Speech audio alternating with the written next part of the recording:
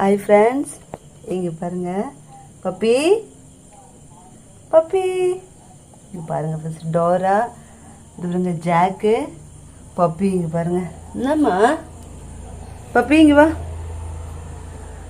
முட்டை வெந்துட்டுருக்கு. பப்பி வா, பப்பி வா.